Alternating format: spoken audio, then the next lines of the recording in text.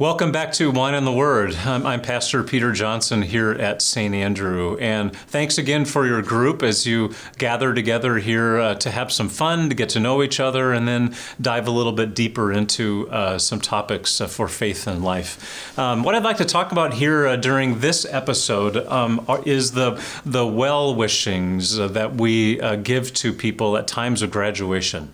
It is May that we're filming this episode, and so I have in my mind those graduations. Just last week we had the preschool graduation here at St. Andrew, and the parents and grandparents and these pre-kindergarten students had a great celebration here one evening last week, and our staff did a nice program. I got a text from my brother and sister-in-law in Atlanta, Georgia, as my nephew graduated from middle school.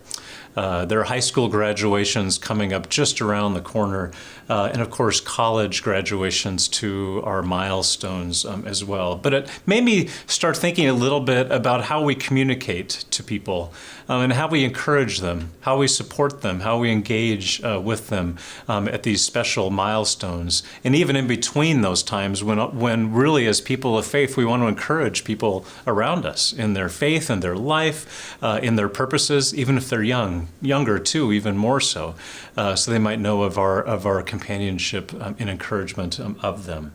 So one thing that I sometimes do, like you do, is go to Target and go to the card aisle and try to find that perfect card. Have you ever done that for an anniversary or another occasion? I learned early on to not buy an anniversary card at Target because it never quite says exactly what it is that I'd like to say. And so what I found out as time went on, early on in our marriage and in life, is that it's best for me to just write my own cards. And so I would buy blank cards, and to this day, I'm sort of the card writer in the family. Michelle will buy cards that are blank, and I'm the one who writes in them, because I take that process of thinking about the people to whom the card will be delivered seriously. Because I want to say something that means something, not something that's pithy or something that is trite or overused and not quite right. Because I think that's a gift that we have to give as we live intergenerationally, as we have people who are younger than us that are living through life and these achievements. Don't we have things that we might want to pass along to them? And so one of the things that I want you to think about here today is what you've seen in your life. What are some of the things that are the tried and true things that help you communicate and experience hopefulness and opportunity?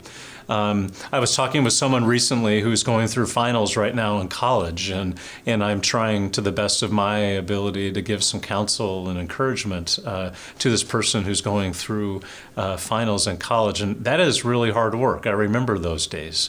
Part of me, though, also, now that I'm approaching 50 years old, would love to have a season of finals to go through compared to the other kinds of stresses and challenges that I have seen since I went through college finals. You know what I mean? The finals are really, really stressful for people in the moment, but I have hopefully some words of wisdom from my life, having lived for 30 years beyond college, to be able to pass on to someone who's in college. So my point really is that we have things that we can say and share, contribute to people who are in various stages, to show companionship and support and encouragement of them. And I actually think it's not that we have things to share, but it's almost an obligation. It's part of what we're called to be about, I think, as people living in community and with others who are going through life and learning how to work with it and become. I mean, that's faith language for sure. What do we have that we can pass along? So I look at the Bible sometimes, oftentimes too, for these kinds of things. And in the church, we would call them a blessing or a benediction, I think. These words that the authors have coined and are placing written down so that we can read words of encouragement for people. Think about Paul as he's writing to the people in those struggling early Christian congregations, or think about some of the patriarchs of the Old Testament and the first 5 books of the Bible who wanted to give to their families last-minute words of wisdom, perhaps on their deathbed. So one such blessing comes from the book of Hebrews that I thought I'd share that's really biblical. And frankly, it's not the kind of blessing that I feel comfortable even myself writing in a greeting card. It's this one. Now the God of peace, who brought again from the dead our Lord Jesus Christ, the great shepherd of the sheep, by the blood of the everlasting covenant, equip you in every good thing to do his will, working in you that which is well-pleasing in his sight through Jesus Christ our Lord.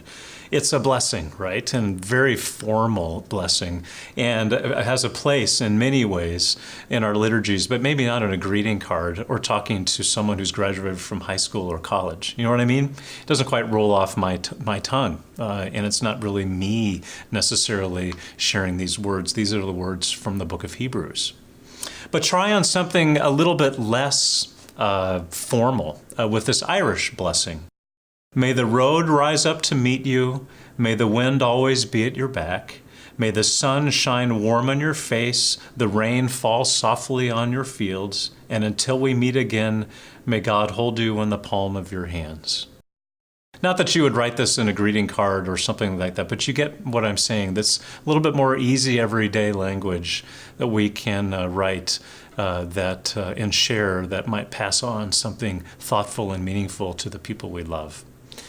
Ultimately, though, my point is really this, that we have our own words to share.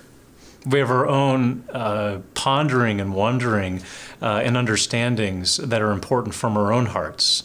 And it's these words that make the most difference for us as we engage in community with others. It's faith language, it's hopeful language, it's real language, it's your language. So I would invite you in your small groups here to talk a little bit more about this subject and how we pass on what we know to the people around us in whatever way that we can to live out our faith in daily life with them so that they can know who we are, what we believe, and what we think is good for them to know as well. So thanks for joining me.